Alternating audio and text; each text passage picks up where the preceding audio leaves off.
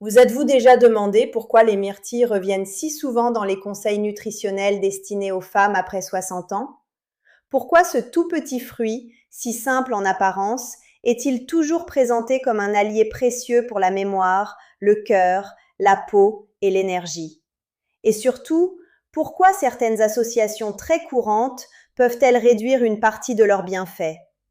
Je vais vous dire quelque chose de très simple. Après 60 ans, ce ne sont pas forcément les changements spectaculaires qui transforment la santé. Très souvent, ce sont les gestes modestes, répétés, cohérents qui font la vraie différence. Une poignée de myrtilles chaque jour peut sembler insignifiante.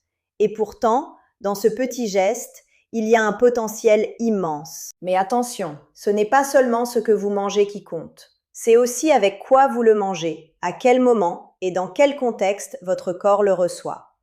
Et aujourd'hui, j'aimerais justement vous aider à faire ce choix avec plus de finesse, plus d'intelligence et surtout plus de douceur pour votre corps.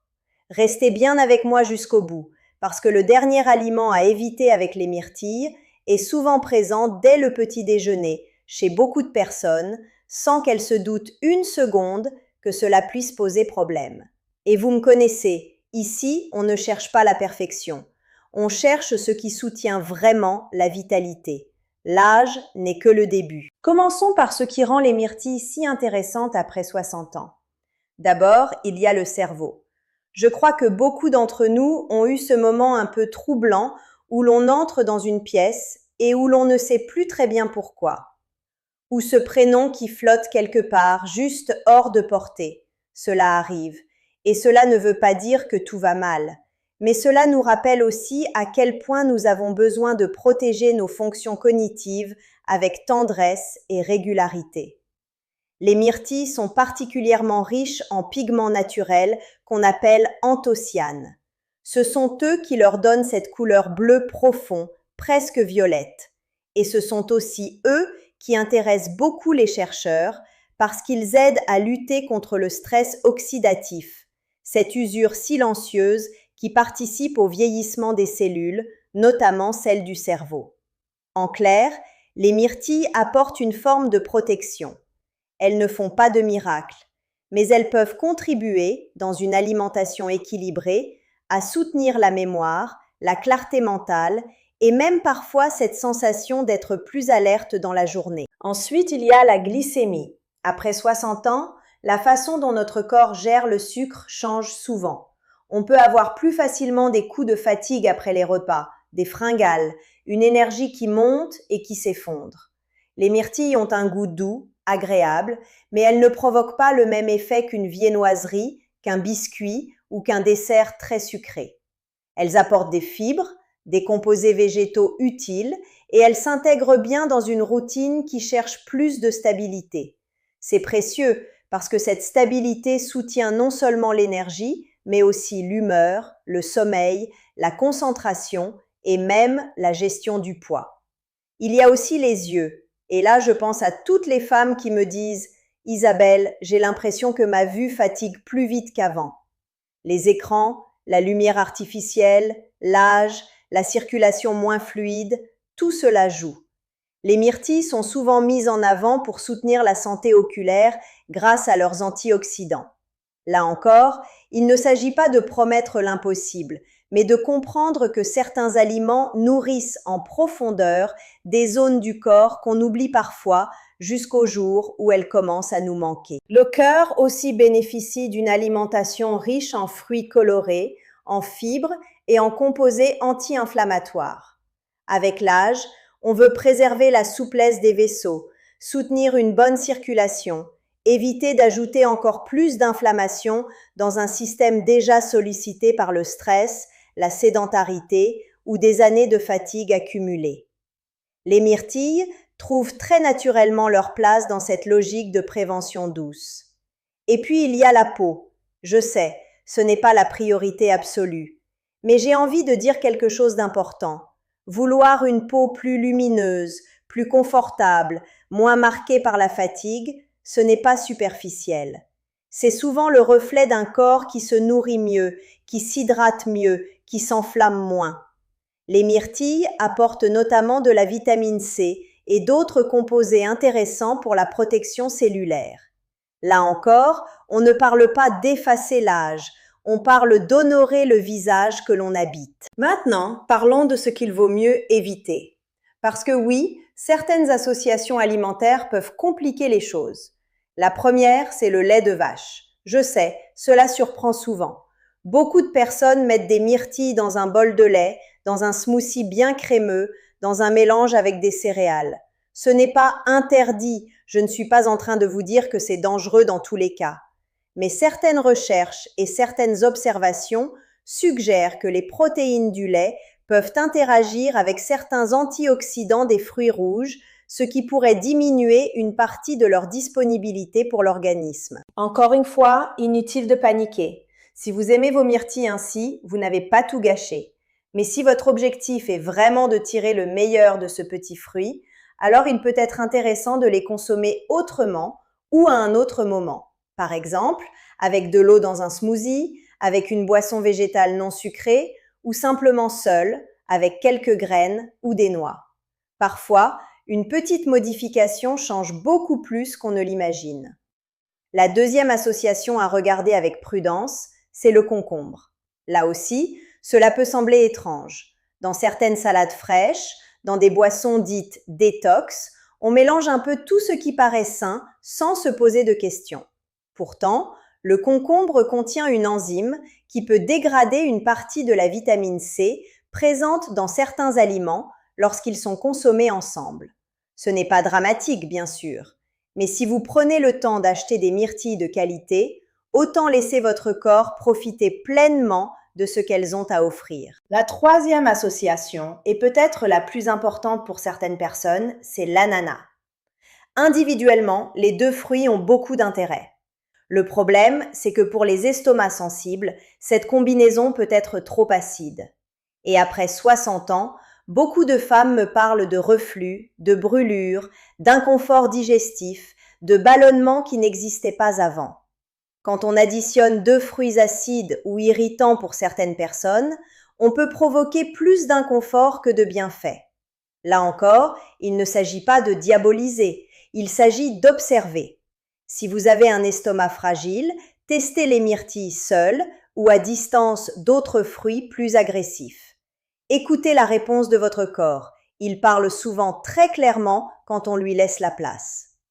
Heureusement, il y a aussi de très belles associations à privilégier. Et j'adore cette partie, parce qu'on ne parle plus seulement d'éviter, on parle de construire. La première alliance que j'aime beaucoup, c'est la banane.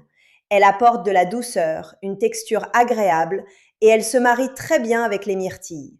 En plus, sa richesse en fibres et en potassium en fait un choix intéressant pour l'énergie et le confort digestif. Dans un petit déjeuner simple, une banane et une poignée de myrtilles peuvent former une base très rassasiante et très accessible. C'est le genre de combinaison qui soutient au lieu d'épuiser. La deuxième, ce sont les yaourts nature, surtout s'ils sont peu sucrés. Je précise tout de suite quelque chose d'important.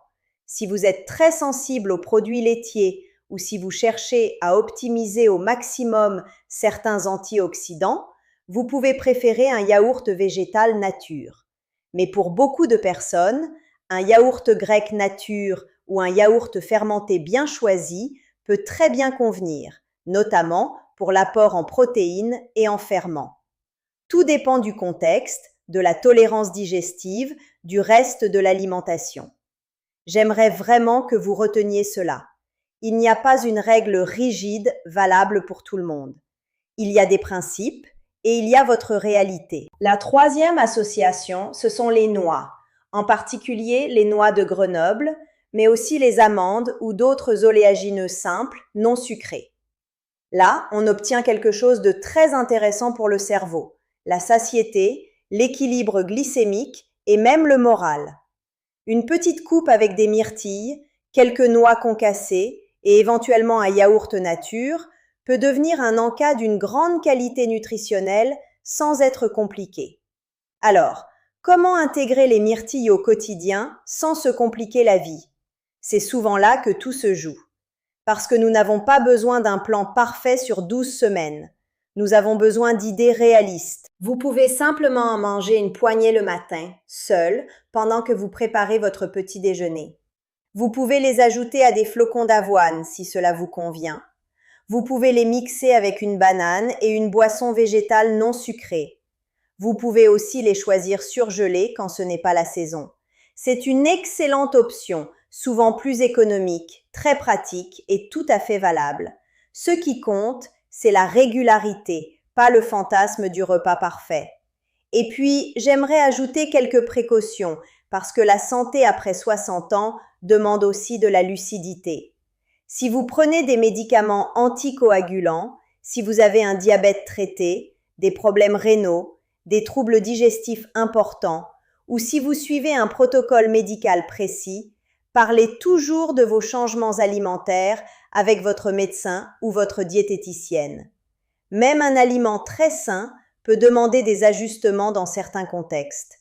Le but n'est pas de vous faire peur, le but est de vous respecter. J'ajoute aussi ceci. Certaines personnes peuvent être allergiques aux myrtilles, même si c'est rare. Si vous observez des démangeaisons, un gonflement, une gêne respiratoire, une réaction inhabituelle, cela mérite une vraie attention médicale. Ne banalisez jamais ce genre de signes. Et pour celles qui ont des difficultés à mâcher ou qui s'occupent d'un parent âgé, sachez qu'on peut tout à fait adapter. Les myrtilles peuvent être écrasées, mixées, intégrées à une compote sans sucre ajouté ou dans une préparation douce. La nutrition doit rester accessible. Elle ne doit pas devenir une source de stress. Au fond, ce que j'aimerais que vous reteniez aujourd'hui, ce n'est pas seulement que les myrtilles sont bonnes pour vous, c'est que votre corps mérite cette qualité d'attention. Il mérite qu'on cesse de manger en pilote automatique. Il mérite qu'on fasse des associations plus intelligentes, plus respectueuses de notre digestion, de notre énergie, de notre âge, de notre histoire hormonale aussi. Pendant des années, beaucoup de femmes ont appris à s'occuper de tout le monde avant elles-mêmes, à faire vite, à finir les restes, à se contenter de ce qu'il y avait, à ignorer les petits signaux du corps jusqu'au jour où ils deviennent impossibles à ignorer. Je le dis souvent parce que je le connais de l'intérieur. Vous avez passé votre vie à prendre soin des autres. Il est temps de prendre soin de vous. Et parfois, cela commence comme ça, par une poignée de myrtilles, par le choix de ne plus les mélanger n'importe comment, par l'idée que la vitalité ne vient pas forcément d'un produit miracle ou d'une promesse spectaculaire, mais d'un ensemble de décisions modestes, prises avec amour et répétées avec constance. Si vous aimez les myrtilles, continuez, mais faites-le plus consciemment. Évitez de les associer systématiquement au lait de vache, au concombre ou à l'ananas si vous voulez mieux préserver leurs atouts ou protéger votre digestion. Essayez plutôt la simplicité, une banane, quelques noix, un support doux et peu sucré. Observez votre énergie, votre ventre, votre clarté mentale, votre faim dans la journée.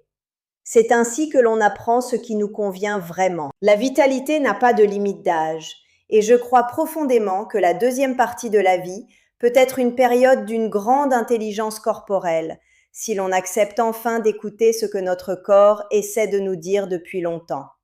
Prenez soin de vous avec tendresse, pas avec dureté, pas avec culpabilité, avec présence. Et la prochaine fois que vous verrez une petite barquette de myrtilles, j'espère que vous ne penserez pas simplement « c'est sain ». J'espère que vous penserez « c'est une occasion de nourrir mon corps avec plus de justesse ». Parce que oui, l'âge n'est que le début.